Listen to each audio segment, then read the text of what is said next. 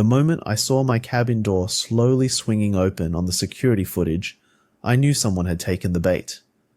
For weeks, I had waited patiently, watching as Victoria Jenkins, the self-appointed queen of Pine Lake Estates Homeowners Association, had intensified her campaign of harassment against my family's property. What she didn't know was that I had prepared for this exact moment.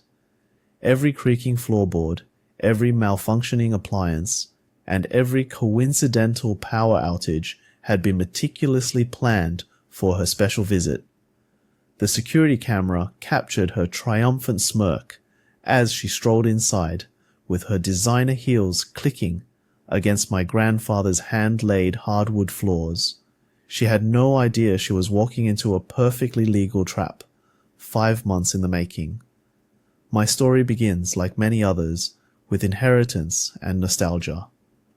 6 months ago, my grandfather Robert passed away at 92, leaving me his cherished lakeside cabin that had been in our family for more than 70 years. The modest 2-bedroom structure sat on 3 acres of pristine waterfront, built by my grandfather's own hands after returning from World War II. Every summer of my childhood was spent there, learning to fish, swimming in the crystal clear waters, and listening to Grandpa's stories by the fire. The cabin wasn't fancy. Its cedar siding had weathered to a distinguished silver grey, and the stone fireplace had been constructed from rocks my grandfather had gathered from the property. But it was perfect, filled with generations of memories and craftsmanship you couldn't replicate with modern construction. When I arrived to claim my inheritance, I discovered Pine Lake had changed dramatically. What had once been a collection of modest family cabins scattered around the shoreline had transformed into an upscale community of vacation homes with manicured lawns and coordinated color schemes. At the center of this transformation was Victoria Jenkins, a former real estate developer from Chicago who had moved to Pine Lake 5 years ago and quickly established herself as HOA president through a combination of intimidation and procedural manipulation. Our first encounter occurred 3 days after I had arrived to assess the cabin's condition. I was clearing some overgrown brush when a black Range Rover pulled into my gravel driveway. Victoria emerged, wearing white linen pants, a silk blouse, and enough jewelry to sink a small boat. Her platinum blonde hair was pulled into a tight, shiny bun that seemed to stretch her face into a permanent look of disapproval. "You must be Robert Anderson's grandson," she said, not bothering to introduce herself, as she surveyed my property with thinly disguised contempt. "I am Victoria Jenkins, president of Pine Lake Estates Homeowners Association. I've been trying to reach you about several compliance issues with this property." I wiped my hands on my jeans and extended one in greeting. "James Anderson, nice to meet you. I wasn't aware my grandfather's property was part of any association." Victoria's smile tightened. "Pine Lake Estates incorporated all lakefront properties last year through a special town council resolution. Your grandfather was notified, of course, but given his condition, we didn't expect full compliance immediately." She handed me a thick binder embossed with Pine Lake Estates HOA guidelines and regulations. "You will find all the necessary information inside. I've taken the liberty of tagging the most urgent violations." Her perfectly manicured finger pointed to colored tabs protruding from the binder. "The exterior. Siding needs to be replaced with approved materials. That boat dock doesn't meet current specifications, and of course, all that natural vegetation will need to be replaced with approved landscaping." I leafed through the binder, noting with growing alarm the extensive violations and their associated fines. This would cost tens of thousands of dollars. I'm not sure my grandfather would have agreed to these changes to his property. Victoria's smile never reached her eyes. "The town council vote was unanimous, Mr. Anderson. All properties must comply within 90 days or face daily fines. I understand this is a difficult time for you, but rules are rules. Pine Lake Estates has standards to maintain property values, you understand? As she turned to leave, she paused. Oh, and we've scheduled the next HOA meeting for Friday evening. Your attendance is mandatory as a new member. With that, she slid back into her Range Rover and departed, leaving a cloud of dust and disbelief in her wake. That evening, I called my cousin Sarah, who worked as a property attorney in the nearest city. This doesn't sound right, she said after I explained the situation. Check the county records office. If Grandpa's property was incorporated into an HOA, there would be documentation he signed.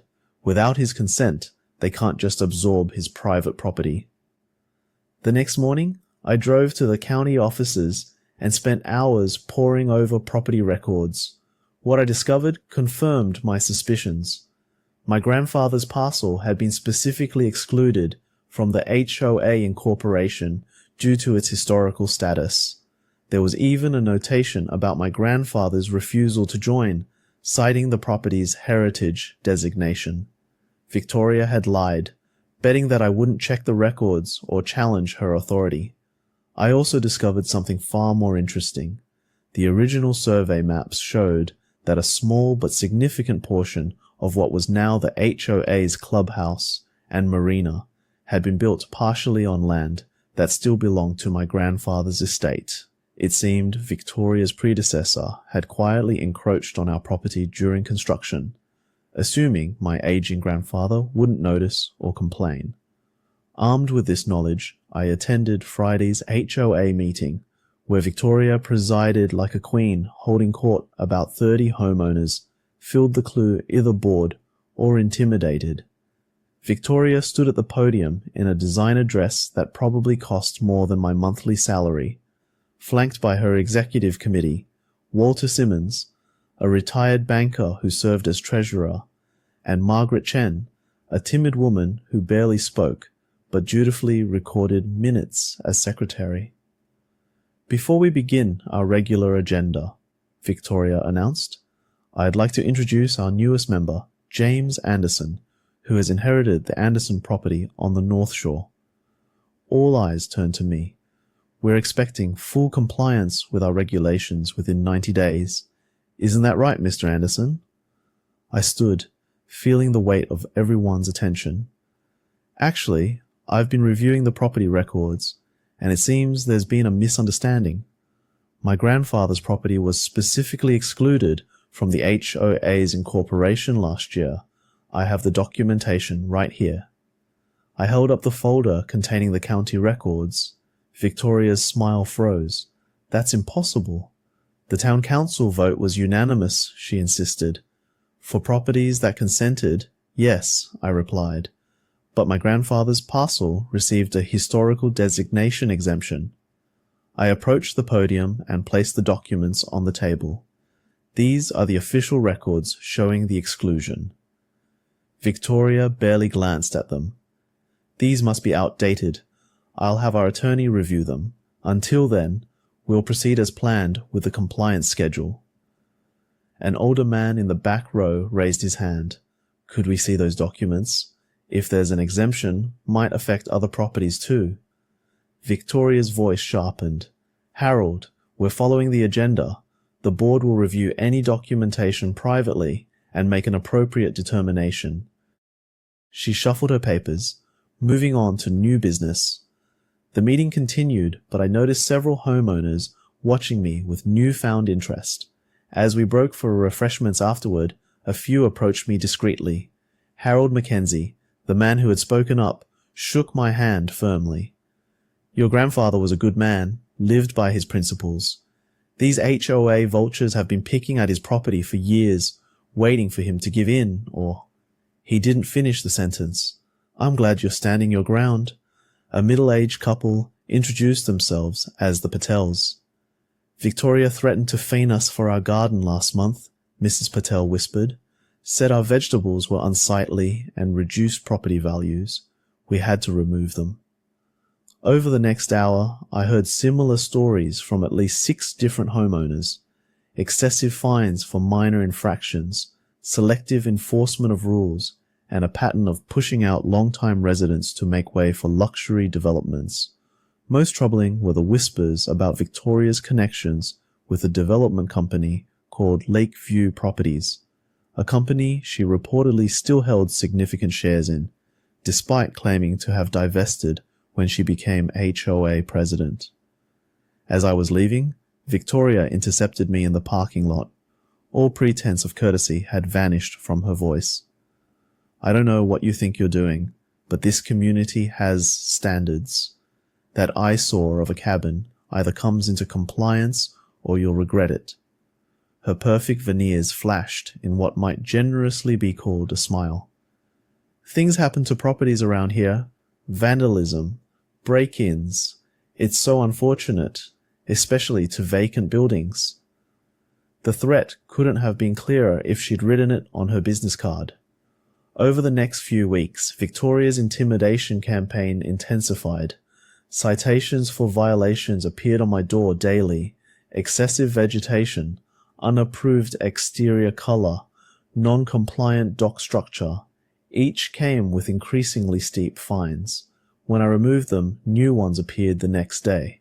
My security cameras caught Victoria herself placing them, always during daylight hours when most residents were at work or away from their vacation homes. Then came the escalation. First, someone reported my abandoned vehicle to the county, resulting in my truck nearly being towed, despite being legally parked on my own property. Next, my boathouse's meeting room, most looking. My boat mysteriously came untethered during a storm, drifting halfway across the lake before I could recover it. Then, the water to my cabin was shut off due to emergency maintenance, a problem that, somehow, only affected my property. Through it all, I documented everything. Every interaction with Victoria, every false citation, every suspicious incident. But I also began to formulate a plan, one that required patience, careful preparation, and a deep understanding of both property law and human psychology. During my childhood summers, my grandfather had taught me all about the cabin's quirks and history, how certain floorboards would creak unless you stepped just right, how the old plumbing would shudder and groan if the valves weren't opened in the correct sequence, and the antique electrical panel, with labels that only made sense to those familiar with its oddities. What others might see as annoying traits of an old structure, I saw as the perfect foundation for my strategy. I began my preparations methodically. First, I installed a full security system, cameras covering every angle of the property, all streaming to cloud storage and my phone. Next, I consulted my cousin Sarah about the legal side of things. As long as you're not creating dangerous conditions meant to harm anyone, you're on solid ground, she said. It's your property. You don't have to make it convenient for trespassers. With Sarah's legal advice in mind, I got to work creating what I called inconvenience traps throughout the cabin. Nothing illegal, nothing harmful, just deeply frustrating, especially for anyone unfamiliar with the property's quirks. I disconnected the hot water heater's power, but left the breaker on, making it seem like it worked, though it would only deliver icy cold showers. I installed motion-sensitive lights that turned off exactly 47 seconds after no movement was detected, just enough time for someone to get comfortable before being left in the dark. The toilet would run endlessly unless the handle was jiggled in a precise pattern, and the kitchen sink dripped non-stop, despite appearing to be shut off. The pièce de résistance, a custom programmable thermostat that made the cabin alternately too hot or too cold at random intervals. I could monitor and adjust it all remotely, tailoring the chaos based on who entered the cabin. With the physical setup in place, I turned to the social side of the plan. I began attending town council meetings, introducing myself as Robert Anderson's grandson, building quiet relationships with local officials. I joined the Historical Society and donated some of my grandfather's photos and journals, records that documented the lake's early development. I positioned myself as a respectful, community-minded resident who cared about preserving Pine Lake's heritage. I also started hosting small gatherings at the cabin. Neighbors who had shared their own HOA horror stories came by. We grilled on the deck, shared drinks, and swapped tales of Victoria's reign. Harold Mackenzie brought historical maps that confirmed my discovery. That part of the clubhouse had encroached onto my grandfather's land. The Patels shared paperwork showing how their fines had mysteriously increased after they questioned Victoria's ties to Lakeview properties. Piece by piece, we built a full picture of Victoria's manipulation and conflicts of interest. One evening, Harold pulled me aside. "You should know, Victoria's been asking around about you, checking your background, looking for leverage." His weathered face showed genuine concern. "She's also been seen taking pictures of your place while you're gone. Be careful, son. She doesn't play fair." "I'm counting on that, Harold," I said, watching the sun set over the lake. "In fact, I'm planning for it." That Monday, I made a show of packing up my truck and telling several neighbors I had to head back to the city. "I'll be gone at least 2 weeks," I told Mrs. Patel loudly as I loaded a suitcase. "Would you mind collecting my mail?" I left the cabin looking occupied. Lights on timers, doors locked, security system armed.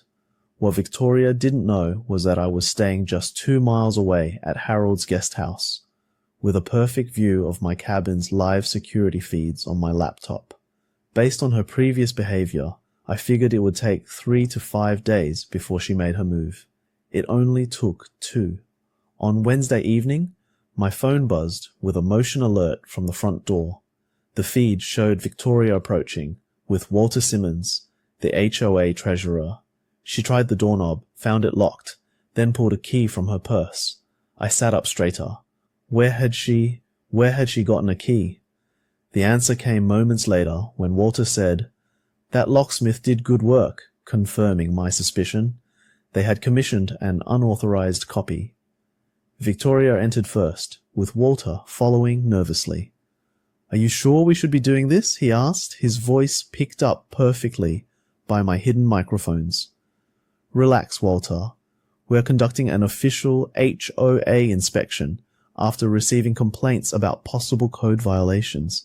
It's all in the bylaws," Victoria replied, oozing self-assurance as she flipped on the lights and began surveying the living room. "Besides, he's gone for 2 weeks. No one will ever know we were here." I smiled, watching them stroll through my home like they owned it. Each invasive step, every dismissive comment about my grandfather's furnishings, every cabinet they opened, all recorded in high definition. But the real show was just beginning. About 10 minutes into their unauthorized tour, the living room lights suddenly went out, plunging them into near total darkness, except for the fading evening light through the windows. Walter yelped. "Oh, for heaven's sake!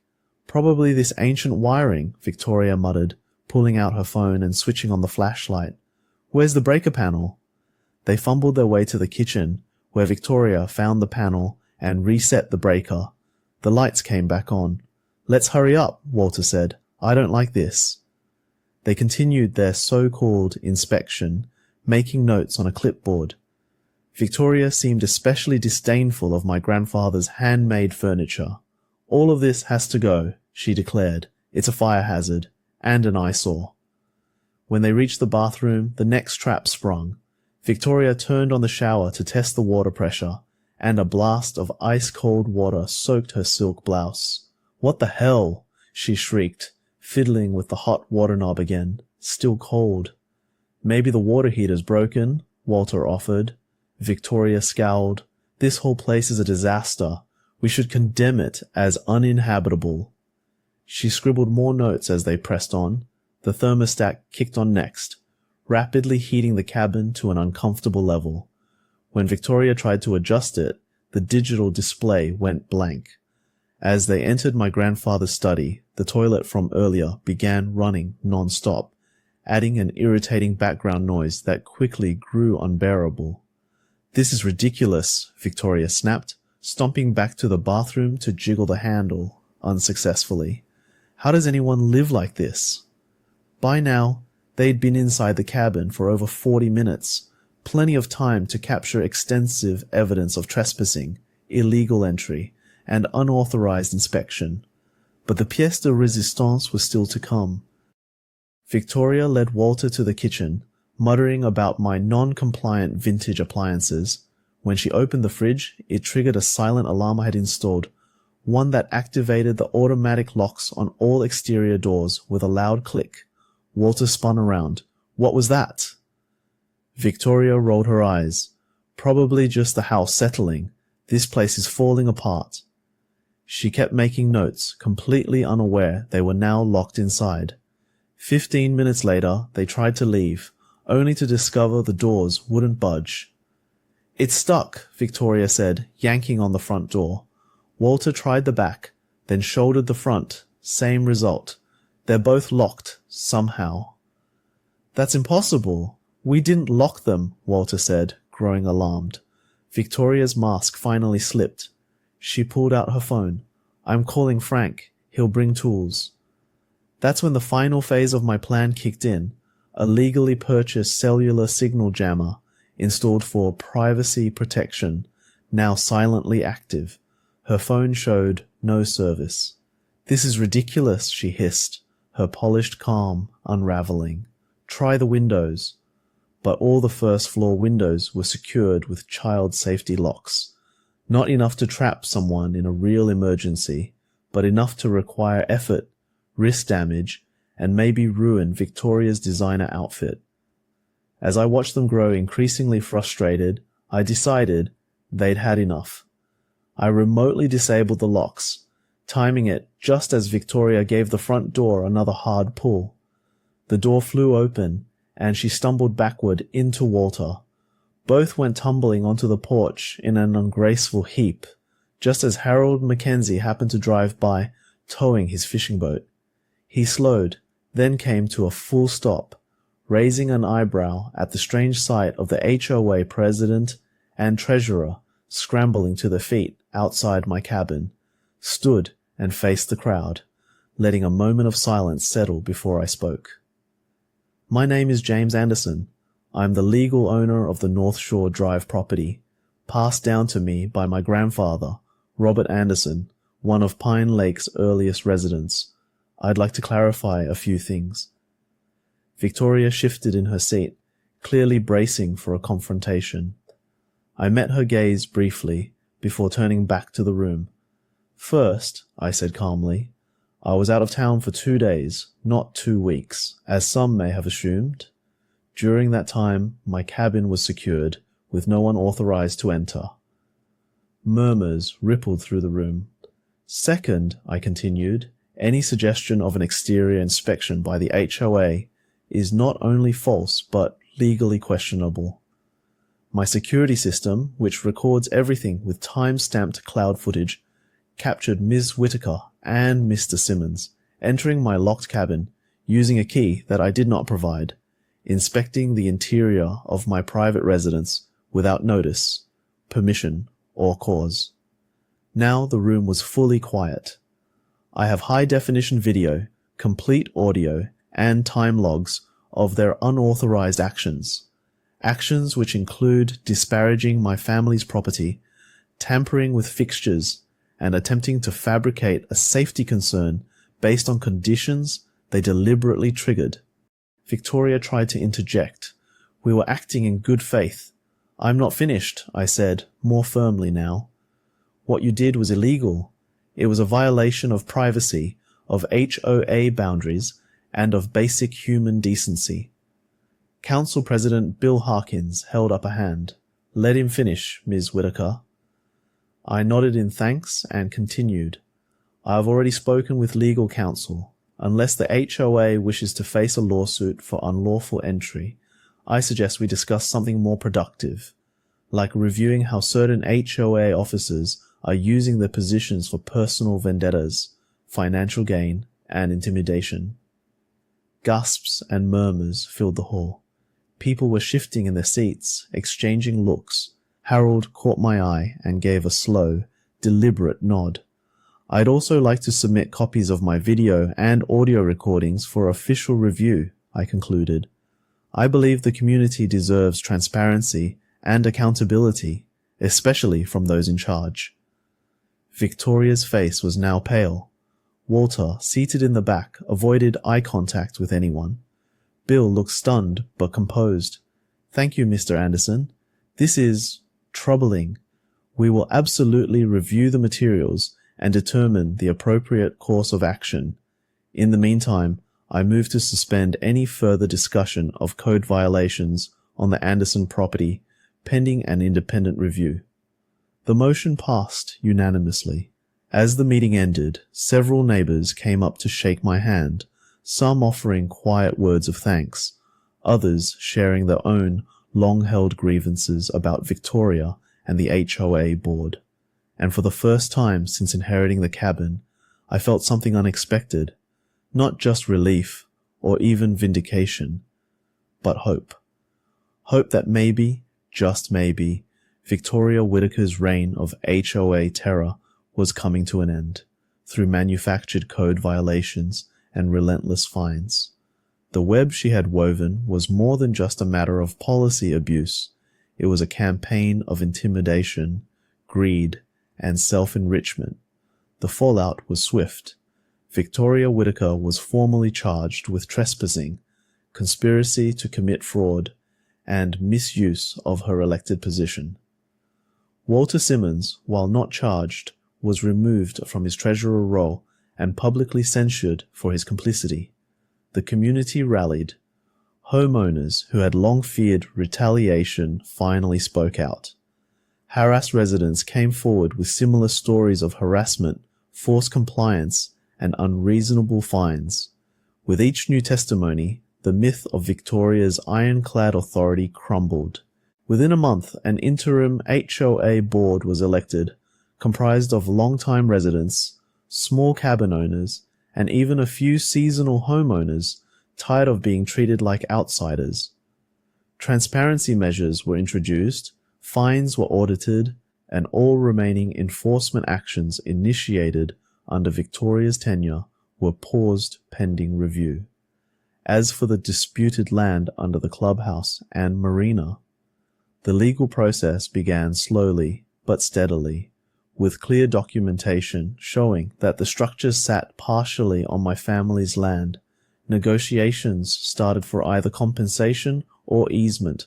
Some residents suggested turning part of the clubhouse into a community space named in honor of my grandfather, Robert Anderson, whose modest cabin had sparked the chain of events that finally cleaned house. One afternoon, Harold Mackenzie stopped by with a pie his wife had baked.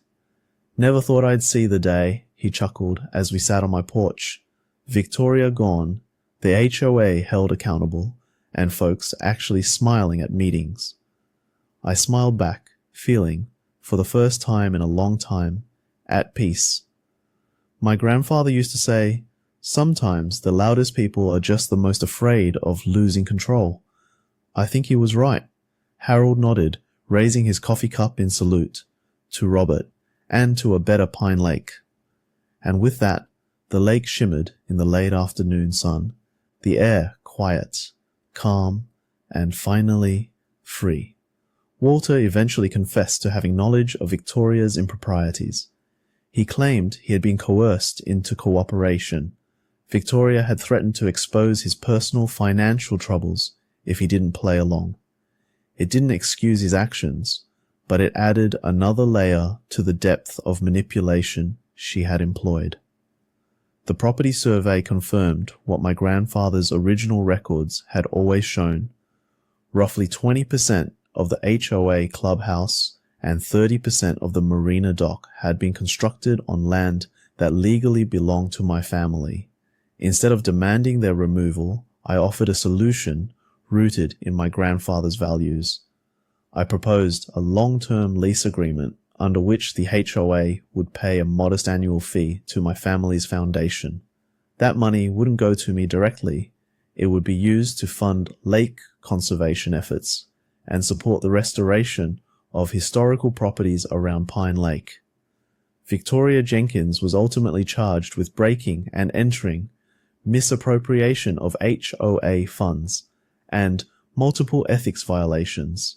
She avoided jail time but received probation, was ordered to complete community service, and, perhaps most notably, was permanently banned from serving on any HOA board or working in real estate development within the county. But the most painful blow for someone as status-obsessed as Victoria, her lakefront home, once a symbol of her control, had to be sold at a significant loss after her neighbors unanimously voted to remove her from the very community she had once ruled with an iron fist. As for my grandfather's cabin, I left it just as he had kept it for nearly 70 years, every quirky detail, every piece of handmade furniture. The local historical society officially designated it as a heritage property, granting it permanent protection from future development. Of course, I updated the plumbing, electrical, and heating systems, quietly and efficiently, but I also made sure to keep my little inconvenience traps fully operational, just in case another HOA tyrant ever decided to trespass. Pine Lake has changed. The residents elected Harold Mackenzie as the new HOA president. Under a revised and transparent charter, the HOA now focuses on preserving the lake's natural beauty and historical character, not enforcing arbitrary rules for personal gain. The Patels replanted their once banned vegetable garden, which has since become a community hub where neighbors trade tomatoes, herbs, and gardening tips. Kids ride bikes freely now. People wave again. On warm summer evenings, I often sit at the edge of my dock, the one my grandfather built, watching the sunset cast amber and gold across the water. Sometimes Harold or the Patels join me. We talk about the summer everything changed. The summer Victoria Jenkins learned that some legacies can't be bullied, bought, or bulldozed. The most powerful traps, after all, aren't the ones that cause harm, they're the ones that reveal character.